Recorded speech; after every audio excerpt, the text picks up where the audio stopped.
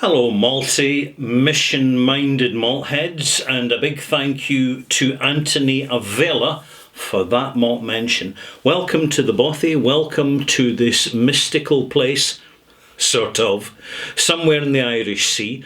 I'm Ralphie, the host in this channel, and I review whisky, and I'm going to review a whisky for you today. Oh, yes, I know what you bourbon fans are saying, Ralph. You're saying, Ralphie, that's not a whiskey, that's a bourbon. Yes, you're absolutely right. All bourbon is a whiskey. It's a bourbon whiskey. Any spirit made from grains is a whiskey. There we go. There you have it. So where's my pen? Here it is. Because Anthony Avella has provided his malt mention for Ralphie Review 1013, and I am now going to review this bourbon whiskey, which we see in front of us here. I'll start by pouring a glass. One thing which may seem trivial initially, but it's worth noting, is very small cork. Big stopper, small cork, narrow neck of the bottle. Never lift the bottle by the stopper. You can lift it straight up. As soon as you twist the stopper, it comes out. When lifting this bottle, lift by the shoulders. You'd be surprised, particularly when there's a bit of a stretch involved. People regard this as the end of the handle, or just lift by the lid. It's not unusual, and there has been bottles broken over the years as a result of this habit. So beware, malt mates. The reason I'm reviewing this in Ralphie Review 1013 is that in the 2023 Online Scotch Whisky Awards, that's oswa.co.uk,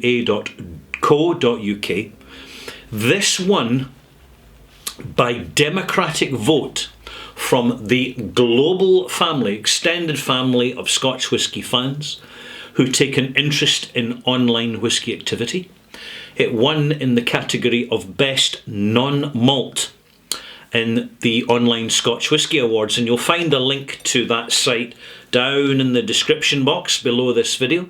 So please feel free to have a browse, because it will seriously help you narrow down your next purchase to something which is going to be very good quality that relates to Scotch whisky. And you'd be wondering, hey Ralphie, what's the relationship between Wild Turkey Rare Breed and Scotch whisky? And the connection is quite simple, that when Europeans landed in the Americas and started to form communities, societies and economies in this country, they took their skills with them, because it was all they had as they were kicked out of their native European countries by the people who were the landowners, because it helped them consolidate their ownership of land. It's a very simple, practical reason. So people's skills were all they had, and one of the important skills was distillation. Fermentation for beer, distillation for spirit. But also, spirit is an antiseptic. It is very useful for sterilising bad water. It would be used for medicinal purposes, for teething children, for dulling toothache. I mean, there's a lot of reasons people in the old days consumed alcohol. It wasn't just to drown their sorrows, of which they had significantly more then than we do now, because in the old days people were close to surviving or not surviving, and that's the fact of it. But this is a legacy of that old European tradition, particularly Northern European, because Northern Europeans used rye for distillation, because it was a winter crop, a very hard-wearing, durable crop that wasn't subject to mildew. And as a result, you would get rye bread, which of course Germany's Denmark are famous for their rye breads. You get rye rye beers as well. And you get rye spirit, very distinctive. So in the old song, when you hear about the, is American Miss American Pie, right? You hear about the orders of whiskey and rye. Now, the whiskey and rye would be the rough whiskey and the flavoursome rye. And the flavoursome rye was probably locally made and it had more flavour, in fact too much flavour, but when you cut it half and half with the rougher whiskey, it made it palatable. And there you have it. This is a previous winner of the Online Scotch Whisky Awards category non-malt, and this means a whisky that is not made of malted barley. Now, there may be some malted barley in this mixed mash bill, but it is certainly dominated by a combination of corn and rye, and very, very successfully so. And I'm going to tell you, once I start reviewing it, I'm going to tell you why the Scotch whisky drinkers outside the USA gravitate to Wild Turkey Rare Breed. I mean, there's a very good reason for it, simple practical reasons, and I'm going to go into them for you. In fact, I'll go into them in the extras, 1013 extras, where I've got a bit more time to kind of more of a deep dive into the relationship that indigenous spirits have in other societies. Great title. Anyway, I last reviewed this in Ralphie Review 990, not that long ago. It was in August 2023, it's only about 4 or 5 months ago, and it was 84 out of 100 I gave this. 84 out of 100. It is a non-age statement, bottled at high strength, so this is bottled at 58.4%. So, off to a good start. More alcohol, more flavour, more focus and concentration of flavour. It helps with the delivery of that flavour. If this whisky was bottled at 40%, it probably just wouldn't work. Many bourbons at 40 or 43% struggle to be competent because they've been taken down too far. They've been over-dilute. Just an opinion, just an opinion. The nose is an excellent start. It's like a fruity, sherried Scotch whisky that's got some pretty dense seasonings from other sources in it. I'm thinking Glenfarclas. It's a spicy, resinous style similar to Glenfarclas. Clean, fresh, articulate, and importantly, you can already tell from the nose that it's sensation rich. Now, this is important. I'm going to come to this. When you taste it, sharp, acetic, biting, brown sugar, syrupy brulee, almost it's corn brulee. Again, it's sharp, citrus. It needs, right? I mean, you can have it neat if you're not interested in flavour. If you're not bothered about the flavour, if you're just interested in having the bottle bling, go for it. But I'm after the flavour here, so I've added 5 millilitres of water. My standard unit of measurement in this channel, and I will be adding more shortly because this is a very dense liquor. There's a lot of flavour locked up in it that can't be released to express itself until you take the strength down. So you're saying, hey Ralphie, well, why didn't they take the strength down for us and just bottle it 46%? Simple. Because the higher the strength is, the more we can have control over how we bring it down to suit our own palates. If we don't want to add any water, not a problem. We bought the bottle, we have the say-so. It will burn your throat. It will increase your risk of mouth cancer. Right? I'm just saying, hey, I'm not saying anything controversial here. This is all well documented. People who drink too much raw neat spirit without diluting it, and when they sip too much, they irritate the surface tissue in the mouth, on the tongue, and in the throat. Alcohol burns. It's a heavy solvent. Water's a solvent too, but alcohol is a much more effective solvent. So I've added 5 millilitres of water. What are we getting now? Sweeter nose. Immediately you're picking up on this. It's more fragrant. It's a little more floral. We're seeing the expressiveness of not the corn whisky. The corn is just the carrier. It's there in the background, providing a kind of slightly toffee custard apple type thing. It's the rye. The rye is really good. It's top-notch American rye. That's what it is. Flavoursome, full-range rye. Many Scotch whisky drinkers do not like bourbon whiskies which are predominantly wheat as the additional grain, because it's too bland. It's bland as Blanton's, and that's bland. We're looking at rye enhanced bourbons. Always works every time with the single malt whisky, Scotch whisky sipper, who is used to the diversity of heavier flavours and more intense sensations.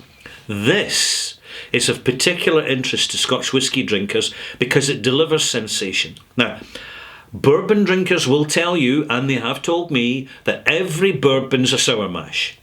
Every single one. My answer is, it ain't sour till you taste the sour. Simple as that.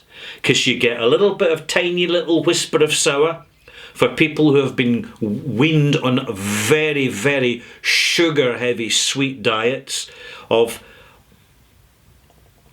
Twinkies and See's candy and Coca-Cola and Pepsi-Cola and Monster. Oh, I bought a can of Monster recently. It was industrial. It was entertaining because it was so foul. Disgusting. Even Red Bull is predominantly chemical flavours. I honestly don't know why people buy it. But hey, what do I know? I'm just a whiskey snob. Cheers.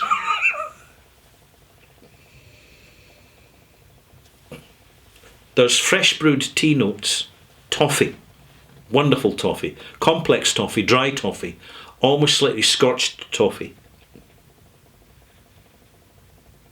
rose otto, morello cherries,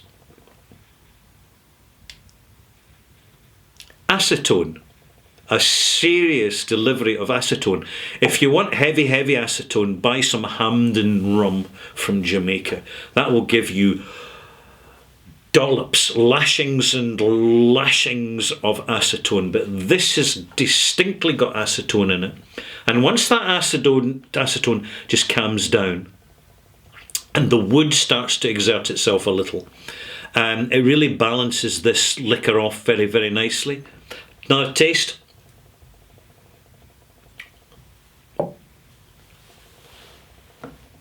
Candied peel, lemon peel, cherry, again, predominant cherry, as in cherry cola. There is a cola note here.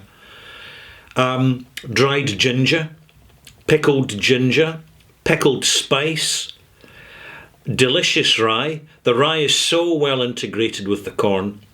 That tells me that this is a proper sour mash. This is another reason why this is so popular as a variety with Scotch whisky drinkers, because it's not frightened of delivering intense flavour.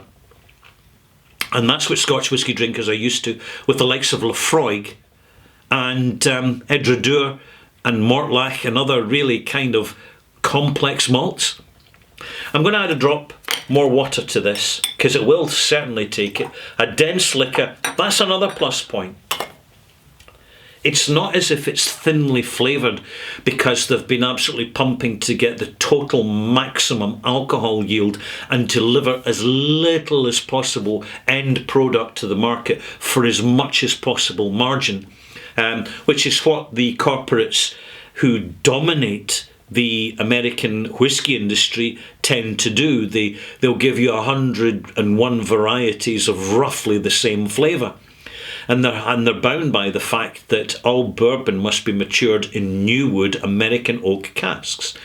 But there was nothing in the regulations to stipulate the quality of that cask, or those casks. And that's unfortunate, because we're now in an area where the timing of the new bourbon distilleries, the new generation of craft bourbon and American whiskey distilleries, the timing is perfect. So I really hope they don't muck it up by over-branding. I mean, any successful small distillery these days, 2024, will quantify their success by how little they spend on marketing, or how little they have to spend on marketing. I've added some more water. Nose is starting to come down a little bit. Flavour, toffee, coffee, little bit of zesty, heavily toasted, slightly charred American oak. And that sensation range.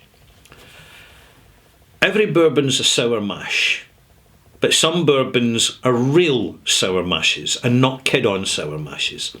This is a real sour mash, because when you taste this, the sourness is popping. It's right out there. This is the fundamental reason why this is so recognisable to Scotch whisky industry. It's what Scotch whisky drinkers around the world. And then there's the final flourish, the embellishment. And that is, you can buy this in the UK for £55 a bottle. And when you see the outrageous price in Europe, in anywhere outside the USA, of some of the high-end bourbons, you think, no, there's no incentive for me to buy them. They do exist, some Buffalo Traces and some certain Heaven Hills and Eagle Rare, fantastic. You can still get the 10-year-old Eagle Rare in the UK. Lucky us, we know all about it. But there's so many bourbon opportunities within the USA, particularly with the current climate, economic climate in the USA, and people gravitating to products their own country produces, that it's a perfect time for this new generation of bourbon makers to rediscover and to deliver the indigenous corn and wheat and rye varieties that really flavour whisky. And it's so well done by Balcones. But I tell you, I'll leave the rest of it. I'm just giving you a wee taster here. No pun intended. Cheers. Before I go into my extras. Sustained sour. Slight sweet. The sweet's restrained. The sour's prominent. In the sour, there is just this perfect pitch of zesty bitterness, which is carrying the scorched toffee notes, the distinctive rye character, right through a decent development and into a crispy, gentle, but zesty finish. And there you have it. What am I going to give this for a mark? I'm going to give this exactly the same mark as I gave it the last time. 84 out of 100. That's a bourbon mark. And it's well deserved. The same as last time, because this is a consistently delivered whisky. In other words, when I buy a bottle of Rare Breed next year or the year after, at this moment in time, I can be confident that they're not mucking about with the recipe and suddenly putting it into smaller bottles and reducing the strength and all the rest of it. And I sincerely hope they don't. I'm Ralphie, thanks for watching. If you've enjoyed this, click likey, message, subscribies and all the rest of it. Sorry I don't have as much time these days to respond to comments that you leave under my videos, but I'm really busy with my Patreon channel, with the live streams, and also the Discord channel, that's discord.com community channel that's attached to my Patreon. So I'm kind of committed much more at that side of things these days, because it helps, quite simply, it just helps finance the channel and all the whiskey that I buy to review here in the bothy for you. Bye.